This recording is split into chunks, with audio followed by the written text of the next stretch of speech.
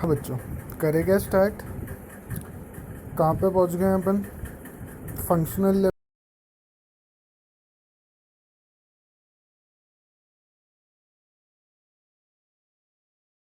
Level strategy पे हैं अपन। ठीक है, तो फंक्शनल लेवल स्ट्रेटजी अपन को पढ़ना है। ठीक है, तो फंक्शनल लेवल स्ट्रेटजी में देखते हैं क्या है क्या नहीं है। ठीक है, functional strategy as suggested by the title relates to the single functional operation and the activities involved therein.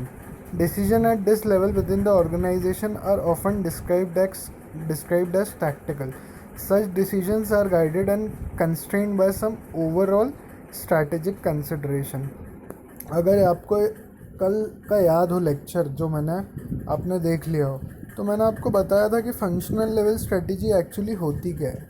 ठीक है, ये ऐसी स्ट्रेटजी होती है जो फंक्शन टू फंक्शन बनाई जाती है। ठीक है, जैसे एचआर फंक्शन है, ठीक है, फाइनेंस डिपार्टमेंट है, ठीक है, उसके बाद आपका अकाउंट्स डिपार्टमेंट है, ठीक है, इंफॉर्मेशन टेक्नोलॉजी डिपार्टमेंट है।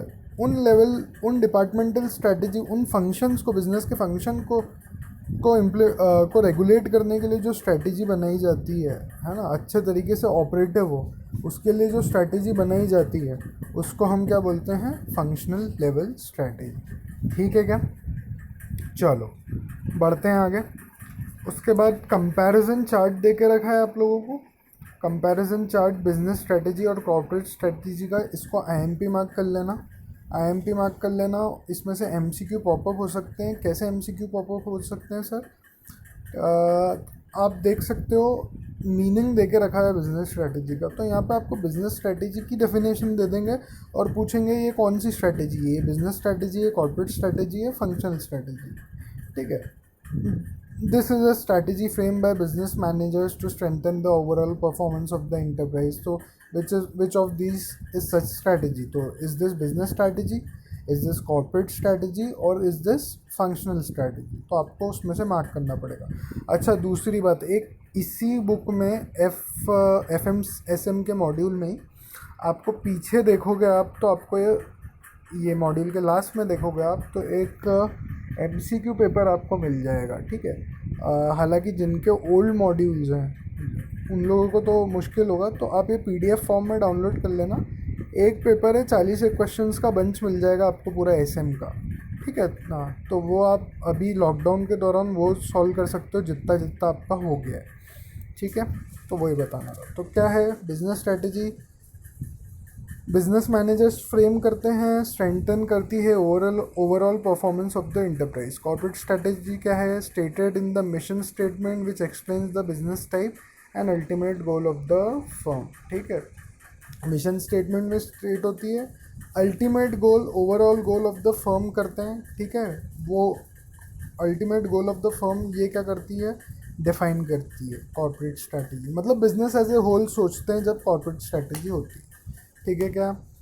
हाँ, बिजनेस स्ट्रेटजी कौन? मिडिल लेवल मैनेजमेंट, हमेशा याद रखना एमसीक्यू क्वेश्चन। और corporate strategy top level management. Nature executive and governing, decisive and legislative. ठीक है, उसके बाद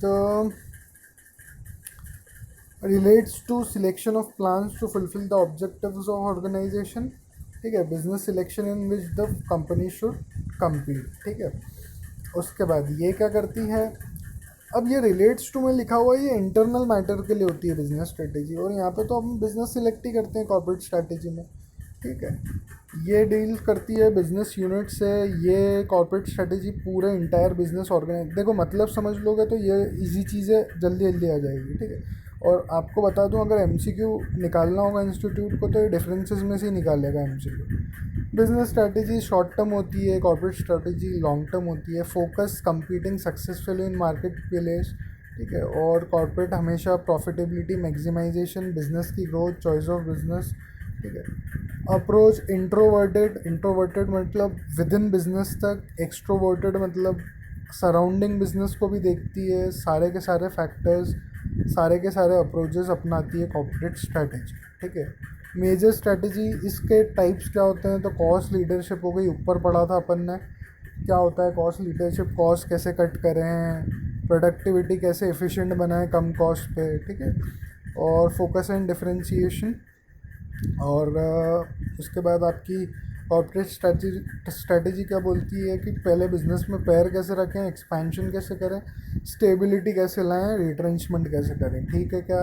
की differences between business strategy and corporate strategy. Please इसको एमपी मार्क कर लेना। सबसे पहली बात तो आपको दिख जाएगी यहाँ पे कि बिजनेस मैनेजर फंडामेंटल डिफरेंस क्या हो सकते हैं। Business strategy can be viewed as a strategy. Business manager इनको डिज़ाइन करते हैं। ओवरऑल परफॉर्मेंस फर्म का क्या करती है, इम्प्रोवाइज करती है। कॉर्पोरेट स्ट्रैटेजी मिशन स्टेटमेंट में होती है, ऊपर पढ़ चुके हैं अपन, which describe the business type and ultimate goal of the organisation. ये मिडिल लेवल मैनेजमेंट के द्वारा करते हैं। Corporate strategy top level management जैसे कि बोर्ड ऑफ डायरेक्टर्स, सीईओ और एमडी। ठीक है क्या? और आपसे अगर पूछे कोई तो बिजनेस स्ट्रैटेजी हमेशा शॉर्ट टर्म होती है, कॉर्पोरेट स्ट्रैटेजी लॉन्ग टर्म होती है। ठीक है क्या? और कुछ डिफरेंसेस लिखे हैं, हालांकि ऊपर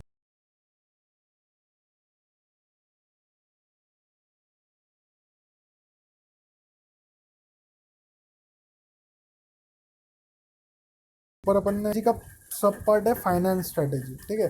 फंक्शनल डिपार्टमेंट एक फाइनेंस डिपार्टमेंट भी रहता है, तो उसकी एक स्ट्रैटेजी होगी, तो वो कौन सी होगी? फाइनेंस स्ट्रैटेजी, है ना। ऐसे ही अपन आगे पढ़ेंगे एचआर डिपार्टमेंट की स्ट्रैटेजी। उसके बाद अगर लॉजिस्टिक डिपार्टमेंट है तो लॉजिस्टिक की स्ट्रैटेजी, है ना। ऐसे ऐसे हम लोगों को स्ट्रैटेजीज आगे आगे पढ़ते जाना है। तो अभी हम लोग देख रहे हैं फाइनेंस स्ट्रैटेजी। इसके इसके स्टैंडर्ड्स क्या होंगे, फर्म फाइनेंशियल मैट्रिक्स के स्टैंडर्ड्स क्या होंगे इसको वो करने में, तो ये सारे के सारे फैक्टर्स काम आएंगे अपन को। जैसे क्या लिखा हुआ है देखिए, financial metrics have been long been the standard for assessing a firm's performance. Financial goals and metrics are established based on benchmarking the best in industry and include. सारे के सारे ये स्टैंडर्ड्स हैं, बेंचमार्क्स हैं फाइनेंस स्ट्रैटेजी को बनाने के लिए। क्या क्या है अपन देखते हैं। ठीक है? हाँ, तो पहला क्या है? Free cash flow. ठीक है? अब आपको गौरव सर ने एफएम तो बहुत अच्छे से पढ़ाया, अभी तक का जो भी पढ़ा है, 2 चैप्टर भले ही पेंडिंग हो आपके। ठीक है? तो कैश फ्लो का मतलब तो आपको बहुत ही अच्छे से पता होगा कि कैश फ्लो का मतलब क्या होता है।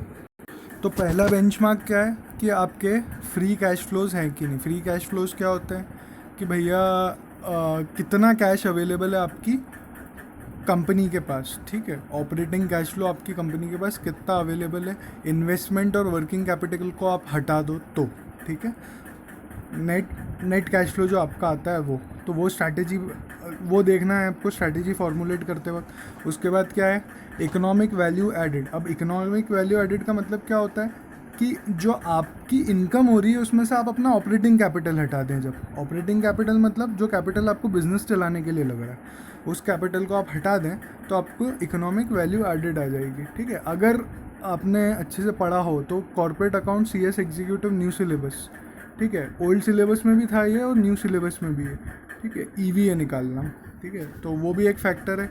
असेट कैसे मैनेज करते हो, करंट असेट्स, ठीक है, नॉन करंट असेट्स जैसे cash receivables, inventories, working capital को कैसे मैनेज करते हो। फिर फिनेंसिंग डिसीजन, कैपिटल स्ट्रक्चर। ठीक है?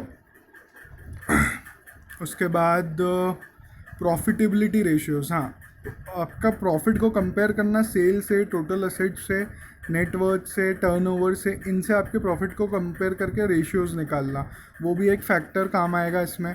उसके बाद ग्रोथ इंडाइसिस आप देखोगे कि कैसी ग्रोथ इंडाइसिस हो रही है। सर ग्रोथ इंडाइसिस कैसे देंगे कि मार्केट शेयर देखो, आपकी सेल्स देखो, सेल्स फोरकास्ट देखो, ग्रोथ कैसे हो रही है, प्रॉफिट मार्जिन देखो, ROIs देखो आपके। ठीक है? तो ये भी फैक्टर है कौन सी स्ट्रैटेजी बनाने के लिए, फिनेंस स्ट्रैटेजी बनाने के लिए। रिस्क असेसमेंट एंड मैनेजमेंट, ये तो देखो कॉमन बेंचमार्क है कि ये तो देखना ही देखना है आपको।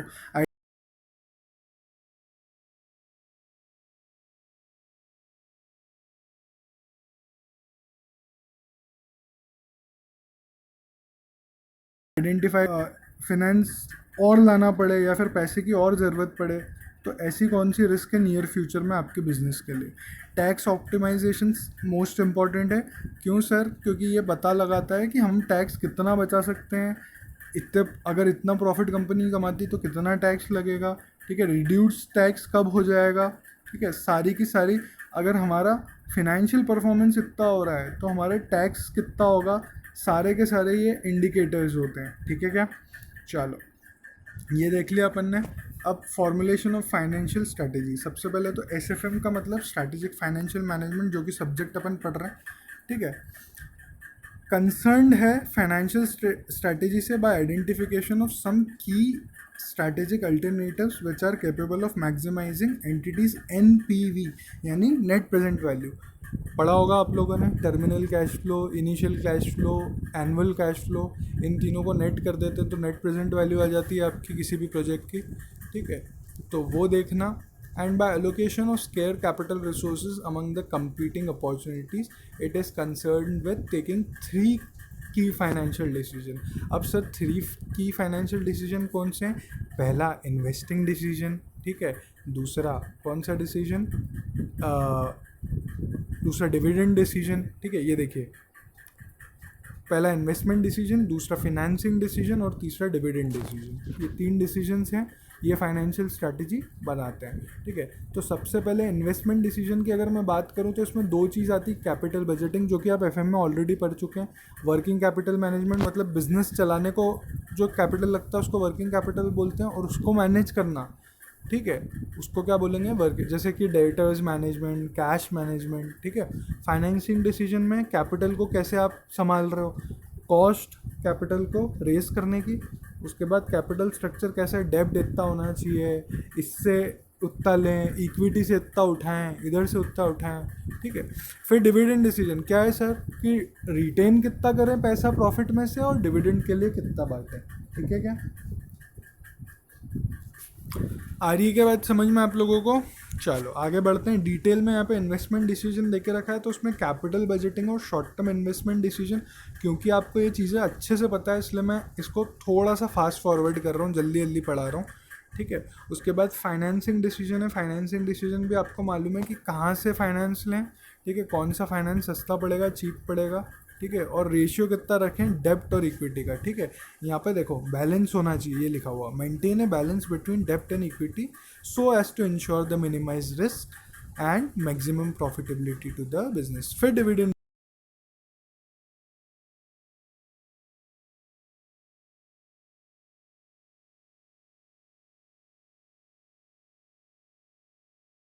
डिसीजन, तो ये डिसीजन। डिविडेंड बांटने से क्या फ़ायदा? अरे शेयर, तुम्हारी मार्केट वैल्यू बढ़ेगी, तुम्हारे शेयर प्राइसेस इंक्रीज होएगी, तुमको अच्छी कंपनी माना जाएगा मार्केट में। तो डिविडेंड बांटने से ऐसा नहीं है कि प्रॉफिट ही कम हो रहा है, तुम्हारी वेल्थ मैक्सिमम, बड़ी चीज़ ज़्यादा हो रही है तुम्हारे साथ। लॉन्ग टर्म अगर उसको देखो तो तुम्हारे शेयर की प्राइस बढ़ रही है, ठीक है क्या, समझ रहे हो। चलो उसके बाद influences on financial strategy. Business में भी reluctant to obtain extra fund due to variety of reasons such as fear of loss of control, fear of equity not getting subscribed, fear of inability to service its debts, tax shield, not having enough assets base to provide a security or to maintain good rating, etc. Therefore the manager must keep in mind such factors to make trade off for finances. Sir क्या बोल रही है ये line? ये line ये बोल रही है कि फाइनेंशियल स्ट्रेटजी इसलिए इन्फ्लुएंशियल होती है क्योंकि बिजनेस डरता है बहुत सी चीज़ों से। किस चीज़ों से? बिजनेस संभालने वाले डरते हैं कि यार हमने डेब्ट ली तो चुका पाएंगे कि नहीं चुका पाएंगे, इक्विटी लिए तो पे ऑफ कर पाएंगे कि शेयर होल्डर को रिटर्न दे पाएंगे कि नहीं दे पाएंगे, ठीक है। और इक्विटी अगर उठाते भी तो लोग सब्सक्राइब करेंगे कि नहीं सर करेंगे, बिजनेस फेल तो नहीं होगा। तो इतने सारे जो स्ट्रेस रहते हैं, इतनी सारी जो रिस्क रहती है, ठीक है, उन रिस्क को ओवरकम करने के लिए फिनेंशियल स्ट्रैटेजी अपनानी पड़ती है और इसलिए ये बहुत ज़्यादा इन्फ्लुएंशियल होती है, ठीक है क्या। चलो एक इंटर रिलेशन देके रखा हुआ है फाइनेंशियल डिसीजंस का, जैसे फाइनेंसिंग, इन्वेस्टमेंट और डिविडेंड का, ठीक है, एक दूसरे से रिलेटेड है, ये किस प्रकार रिलेटेड है देख सकते हैं, ठीक है। इन तीनों का एक ही कॉमन फैक्टर है, प्रॉफिट मैक्सिमाइजेशन और वेल्थ मैक्सिमाइजेशन शेयर होल्डर्स की, ठीक है। तो इसलिए ये होते हैं। अब आखिरी लाइन पढ़ो, ये इंपॉर्टेंट है। Finance decision is also a function of dividend decision. कैसे? The more dividend distribution the more the dependency on external sources to raise finance and vice versa. अरे सर अगर प्रॉफिट जो कमाया उसमें से डिविडेंड ही डिविडेंड बांटेंगे, ठीक है, डिविडेंड डिसीजन लेते हो, डिविडेंड ज़्यादा आता तो ऑपरेटिंग कैपिटल कहाँ से लाएंगे कंपनी को चलाने के लिए? कम रिटेन करो और ज़्यादा की ज़रूरत पड़ रही है तो फिर फाइनेंस लेना पड़ेगा, तो फाइनेंस डिसीजन में जाना पड़ेगा। तो ये तीनों की तीनों चीज़ एक दूसरे पे डिपेंडेंट है। ठीक है क्या इतना? फिर मार्केटिंग स्ट्रैटेजी क्या होता है? मार्केटिंग स्ट्रैटेजी का मतलब सेकेंड पैराग्राफ देखना, marketing strategy is a long term forward looking approach for attaining sustainable competitive advantage. It involves N analysis of company existing strategic situation before the formulation, evaluation, selection of market oriented competitive position that contributes to the company's goals and marketing objectives। ठीक है क्या? समझ में आ रहा है आप लोगों को क्या बोल रहा है वो? कि मार्केटिंग स्ट्रेटजी एक तो लॉन्ग टर्म होती है। अब मार्केटिंग स्ट्रेटजी का मतलब क्या होता है ये तो आप लोगों को सबको पता है, ठीक है। होता क्या है? लॉन्ग टर्म होती है, फॉरवर्ड लुकिंग अप्रोच होता है, कॉम्पिटिटिव एडवांटेज को गेन करने के, जल्दी से जल्दी मैं ये चीज़ कर लूँ, जल्दी से जल्दी मैं ये स्ट्रेटजी बना लूँ ताकि मार्केट शेयर मेरे को ज़्यादा मिल जाए। दैट इज़ मार्केटिंग स्ट्रेटजी, ठीक है। इट इन्वॉल्व्स क्या होता है? एनालिसिस किस चीज़ का? एग्जिस्टिंग स्ट्रेटजी क्या है आपकी कंपनी की, ठीक है, उसका एनालिसिस करना फॉर्मुलेशन और इवैल्यूएशन के पहले, और market oriented competitive position that contributes to the company goal. ऐसी स्ट्रेटजी लाना जो आपकी कंपनी के गोल और मार्केट शेयर और आपकी ग्रोथ को बढ़ा दे, ठीक है क्या।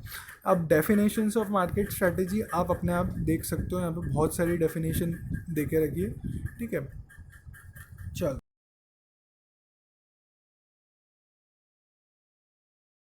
आंसर करता है, और IMP mark MCQ point of related, which markets to compete in, what is the basis of firms competitive and what when to competitive बनेगी, ठीक है। अब most IMP strategic gap. Strategic gap क्या होता है मैं आपको एक ब्रीफ देते रहता हूँ। जब आप स्ट्रैटेजी बनाते हो तो स्ट्रैटेजी आप बनाते हो 3 4 5 साल के लिए, ठीक है। तो प्रेजेंट जो आपकी सिचुएशन है और सस्टेनेबल जो आपकी सिचुएशन स्ट्रैटेजी बनाने के बाद होती है, ठीक है, उस बीच के अंतराल को आप स्ट्रैटेजिक गैप बोलते हो। मतलब अभी सर हमारी हालत नहीं है, लेकिन अब स्ट्रैटेजी बनाने के बाद हमारी हालत सस्टेनेबल होगी, सुधार आएगा, है ना। तो उसके बीच का जो गैप होता है वो क्या होता है? एक स्ट्रैटेजिक गैप बोलते हैं उसको, ठीक है। कहाँ पे देख सकते हैं इसकी डेफिनेशन? नीचे देखिए आप। It seeks to identify the strategic gap that is the difference between where a firm is currently situated, currently कहाँ है, और where it should be situated for sustainable long term growth, कहाँ होनी चाहिए, उस बीच के गैप को आप स्ट्रैटेजिक गैप बोल सकते हैं। अब भैया मार्केट पोजीशन, 3 चीज़ होती है मार्केट में, 4 चीज़ सॉरी, है ना। मार्केट में कौन कौन से मार्केट पोजीशन में कंपनी कौन कौन सी पोजीशन पे रह सकती है? या तो वो मार्केट लीडर हो सकती है, या चैलेंजर, या फॉलोअर, या फिर मार्केट नेचर। अब मार्केट लीडर क्या होता है भैया? ये तो डोमिनेंट पोजीशन पे बैठा हुआ इंसान है, बैठा हुआ बिजनेस या बैठी हुई कंपनी, है ना। कैसे? Market leader is one who controls significant market share, ठीक है। ये सिग्निफिकेंट शेयर कंट्रोल करते हैं मार्केट में, ठीक है। The goal of a market leader is to reinforce the prominent position through the use of branding to develop and maintain their corporate image. भैया strong है तो स्ट्रांग ही रहना, ये लीडर की साइन होती है, ठीक है। आज टेलीकॉम का लीडर जियो बना बैठा है कि नहीं, ठीक है। अगर आप मोबाइल फ़ोन्स की बात करो तो contrary to the believes iPhone बना बैठा है, ठीक है। उसकी ब्रांड वैल्यू इतनी है कि लोग उसको ही खरीदते हैं। आज आप इंडिया की बात नहीं करो तो फॉरेन में तो यही चलता है, ठीक है। उसके बाद मार्केट चैलेंजर, ये क्या होते हैं? ये मार्केट लीडर से नीचे वाले लोग होते हैं, ठीक है। नेक टू नेक चलते हैं ये मार्केट लीडर के साथ। ये देखो आपको, they will compete neck to neck with the market leader in effort to grab the market share.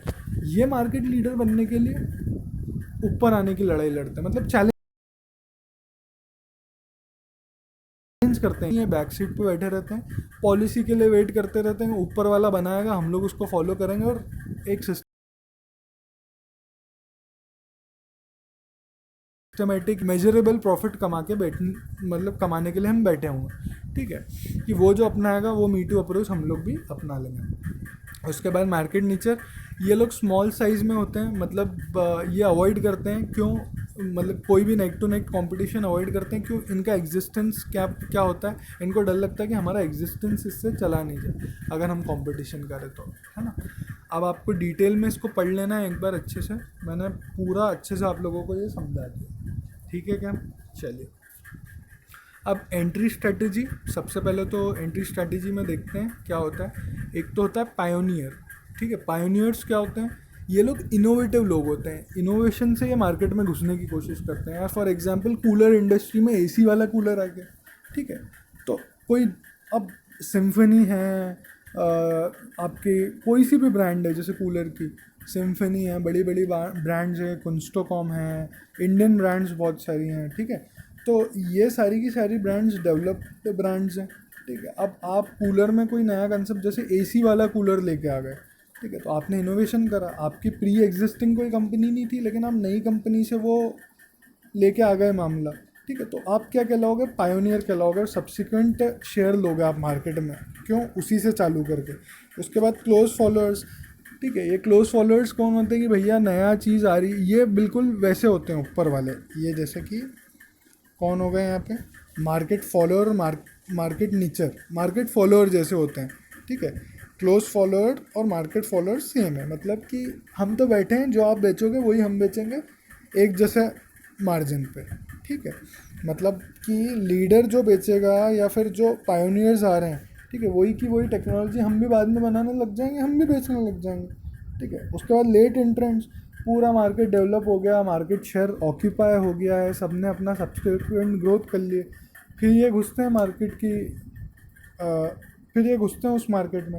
For example cooler industry पूरी डेवलप हो गई है, एसी वाले कूलर पूरे के पूरे एमआई बेचने लग गया, बहुत बेचने लग गया। उसके बाद सैमसंग आ रहा है उस फील्ड में, ठीक है। उसके बाद सिम्फनी आ रहा है, तो वो बात चल रही है यहाँ पर, ठीक है।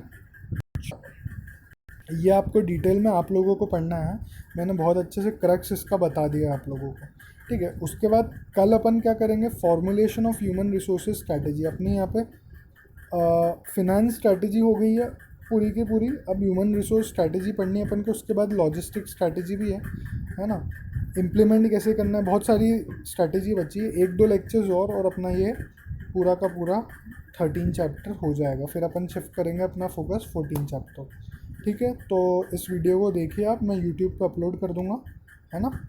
ठीक है, थैंक यू।